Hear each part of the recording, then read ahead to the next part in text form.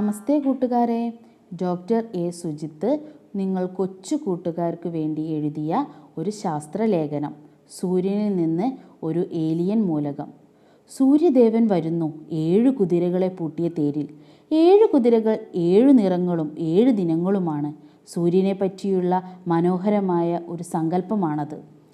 1968 August 18 അന്ന് ഭൂമിയിൽ ഒരു പൂർണ്ണ സൂര്യഗ്രഹണം ദൃശ്യമാകുന്നു. അന്നത്തെ പ്രഭാതത്തിൽ ബ്രിട്ടീഷ് ആസ്ട്രോണമർ JN ലോക്കയർ ഈ സൂര്യഗ്രഹണം വീക്ഷിക്കാൻ തൻ്റെ ടെലസ്കോപ്പും അനുബന്ധ ഉപകരണങ്ങളുമായി ലണ്ടൻ തെരുവിലേക്ക് ഇറങ്ങുന്നു. അവിടെ നിന്നും 5000 മൈൽ അകലെ ആന്ധ്രാപ്രദേശിലെ ഗുണ്ടൂർ എന്ന സ്ഥലത്ത് ഫ്രഞ്ച് ശാസ്ത്രജ്ഞനായ പിയറി ജാൻസനും സൂര്യഗ്രഹണം കാണുന്നു. തമ്മിൽ നേരത്തെ പരിചയമില്ലാതിരുന്ന ഇവരുടെ കയ്യിൽ ടെലിസ്കോപ്പിന് പുറമെ സ്പെക്ട്രോമീറ്റർ എന്ന ഒരു ഉപകരണവും ഉണ്ടായിരുന്നു. രണ്ടുപേരുടെയും സ്പെക്ട്രോമീറ്ററിൽ സൂര്യൻ്റെ കൊറോണയിൽ നിന്നും ഒരു പ്രത്യേക തരംഗദൈർഘ്യത്തിൽ മഞ്ഞ നിറത്തിൽ ഒരു രേഖ നിരീക്ഷിക്കുന്നു. ഭൂമിയിൽ നേരത്തെ പരിചയമില്ലാതിരുന്ന ഒരു വസ്തുവിൽ നിന്നാണ് ഇതെന്ന് അവർ മനസ്സിലാക്കുന്നു. ആഴ്ചകൾക്കു ശേഷം ഫ്രഞ്ച് അക്കാദമി ഓഫ് സയൻസിൽ ഒരേ ദിവസം 2 പേരുടെയും കത്തുകൾ ലഭിക്കുന്നു. 2 പേരുടെയും നിരീക്ഷണം ഒന്ന് തന്നെ. നക്ഷത്രങ്ങളിൽ നിന്നും മറ്റും വീണ്ടും ഈ നിരീക്ഷണം ആവർത്തിച്ചെങ്കിലും അന്ന് തിരിച്ചറിയാൻ പറ്റാതിരുന്ന ഈ സ്പെക്ട്രം കുറച്ചു ദിവസത്തിനു ശേഷം തന്നെ ശാസ്ത്രലോകം മറന്നു. കാലം കടന്നുപോയി. 27 വർഷങ്ങൾക്കു ശേഷം യുറേനിയത്തിൻ്റെ ഒരു അയിരിനുള്ളിൽ കുടുങ്ങിക്കിടക്കുന്ന രീതിയിൽ ഒരു വാതകത്തെ കണ്ടെത്തുന്നു. പ്രാഥമിക പരിശോധനകൾക്കു ശേഷം സ്പെക്ട്രം പരിശോധിച്ചപ്പോൾ കിട്ടിയ തരംഗദൈർഘ്യം പണ്ട് ലോക്കിയറും ജാൻസണും സൂര്യനിൽ നിന്നും കണ്ടെത്തിയ മഞ്ഞരേഖയുടെ അതേ തരംഗദൈർഘ്യം തന്നെ. സൂര്യനിൽ നിന്നും നേരത്തെ കണ്ടെത്തിയ ഏലിയൻ മൂലകം ആദ്യമായി ഭൂമിയിൽ കണ്ടെത്തുന്നു. അത് ഹീലിയമായിരുന്നു, ഭൂമിയിലെ ഏറ്റവും ഭാരം കുറഞ്ഞ മൂലകങ്ങളിൽ ഒന്ന്. ആകാശത്തേക്കുയരുന്ന വർണ്ണ ബലൂണുകളിൽ നാം നിറയ്ക്കുന്ന അതേ വാതകം. വെറും ആറ്റം മാത്രമായി നിൽക്കാൻ ഇഷ്ടപ്പെടുന്ന ഹീലിയത്തിൻ്റെ ന്യൂക്ലിയസിൽ 2 പ്രോട്ടോണുകളും 2 ന്യൂട്രോണുകളും ചുറ്റും 2 ഇലക്ട്രോണുകളുമാണുള്ളത്. സൂര്യനിലും നക്ഷത്രങ്ങളിലും മറ്റും 2 ഹൈഡ്രജൻ ആറ്റങ്ങൾ കൂടിച്ചേർന്ന് ന്യൂക്ലിയർ ഫ്യൂഷൻ എന്ന പ്രക്രിയ വഴിയാണ് ഹീലിയം ഉണ്ടാകുന്നത്. അതുമൂലം അതിഭീമമായി ഊർജം പുറന്തള്ളപ്പെടുന്നു. സൂര്യൻ എന്നർത്ഥം വരുന്ന ഹീലിയോസ് എന്ന വാക്കിൽ നിന്നുമാണ് ഹീലിയം എന്ന പേര് ഈ വാതകത്തിന് നൽകിയത്. അറ്റോമിക നിലയിൽ തന്നെ സ്ഥിരത ഉള്ളതുകൊണ്ട് അന്തരീക്ഷത്തിലെ മറ്റു വാതകങ്ങളെപ്പോലെ 2 ഹീലിയം ആറ്റങ്ങൾ കൂടിച്ചേർന്ന് തന്മാത്രകളായി മാറുന്നില്ല. ഒരു നിഷ്ക്രിയ വാതകമായി അറിയപ്പെടുന്ന ഹീലിയത്തിന് നിറമോ മണമോ ഇല്ല. ഇതിന് വായുവിനേക്കാൾ ഭാരം കുറവാണ്. ഹൈഡ്രജനെ പോലെ കത്തിപ്പിടിക്കുന്ന സ്വഭാവം ഇതിനില്ല. ഹീലിയം പൊതുവെ ഉപദ്രവകാരിയല്ലാത്ത ഒരു നോൺ ടോക്സിക് വാതകമാണ്. വളരെ ഉയർന്ന മർദ്ദത്തിലും താഴ്ന്ന ഊഷ്മാവിലും ഹീലിയത്തെ ദ്രാവകമാക്കി മാറ്റാൻ സാധിക്കും. പ്രപഞ്ചത്തിൽ ഏറ്റവും കൂടുതൽ അളവിലുള്ള മൂലകം ഹൈഡ്രജൻ ആണെന്ന് നമുക്കറിയാം.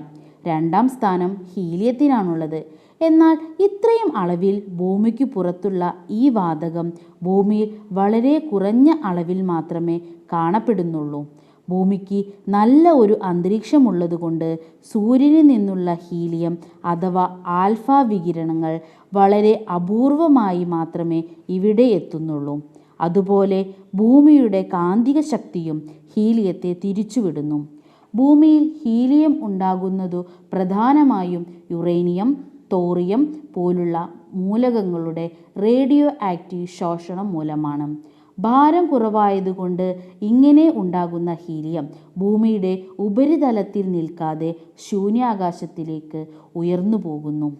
ഭൂമിയുടെ അന്തർഭാഗത്തുള്ള ഹീലിയം ശേഖരങ്ങളായെല്ലാം നാം ഉപയോഗിച്ചു തീരാൻ അധിക സമയം വേണ്ടിവരില്ല. അടുത്തിടെ ആഫ്രിക്കയിലെ ടാൻസാനിയയിൽ കണ്ടെത്തിയ ഒരു ശേഖരത്തിലാണ് ചെറിയ പ്രതീക്ഷയുള്ളത്. സൂര്യനിൽ ഹൈഡ്രജനിൽ നിന്നും ഹീലിയം ഉണ്ടാകുന്നുണ്ടെന്ന് പറഞ്ഞുവല്ലോ.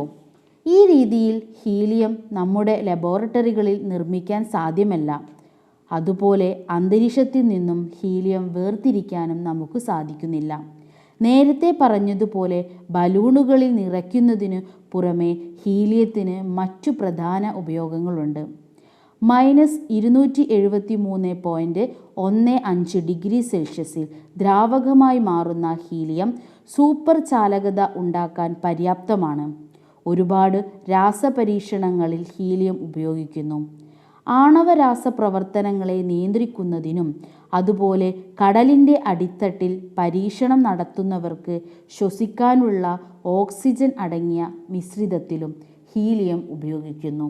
എന്നാൽ അതിനേക്കാളേറെ ഹീലിയം വളരെ പ്രധാനപ്പെട്ട ഒരു ഇന്ധനമാണ്. ഒരു പക്ഷേ ഹൈഡ്രജനേക്കാളും വലിയ ഇന്ധനം. ഒരു കണക്കനുസരിച്ച് 1 പൗണ്ട് ഹീലിയം 10,000 ടൺ കൽക്കരിക്ക് തുല്യമാണ്. ഹീലിയം ഇന്ധനം ഒരു തരത്തിലുള്ള രാസ ആണവ മാലിന്യവും ഉണ്ടാക്കാത്തതാണ്. 2 ഹീലിയം ആറ്റങ്ങളെ നമുക്ക് കൂട്ടിച്ചേർക്കാൻ പറ്റുകയാണെങ്കിൽ ഹീലിയം 4 എന്ന ഐസോട്ടോപ്പും പിന്നെ 2 പ്രോട്ടോണുകളും ഊർജവുമാണ് ഉണ്ടാകുന്നത്. ആണവ മാലിന്യങ്ങൾ വീണ്ടും ഉണ്ടാകാതെ നമുക്ക് ഊർജം കിട്ടുകയും ചെയ്യും. ചന്ദ്രനിൽ നമ്മുടേതുപോലെ അന്തരീക്ഷമില്ലാത്തതിനാൽ അവിടത്തെ മണ്ണിൽ ഭൂമിയിൽ ഉള്ളതിലുമധികം ഹീലിയം ഉണ്ടെന്ന് കണ്ടെത്തിയിട്ടുണ്ട്. പല ചാന്ദ്ര ദൗത്യങ്ങളുടെയും പ്രധാന ലക്ഷ്യം ഇതിനെക്കുറിച്ചുള്ള പഠനമാണ്. നല്ലൊരു നാടിൻ കഥ കേൾക്കാം, നന്മയിലെന്നും ചേക്കേറാം. നല്ലൊരു നാടിൻ കഥ കേൾക്കാം, നന്മയിലെന്നും ചേക്കേറാം. നല്ലവരായി നടക്കാം, കൂട്ടിന് വന്നെത്തുന്നു മയിൽപ്പീലി. നല്ലവരായി നടക്കാം, കൂട്ടിന് വന്നെത്തുന്നു മയിൽപ്പീലി. മയിൽപ്പീലി, മയിൽപ്പീലി, മയിൽപ്പീലി. ശ്രീരാമഭക്തനായ ഹനുമാൻ സ്വാമിയെ വന്ദിച്ചു. സൗഹൃദ സംഭാഷണം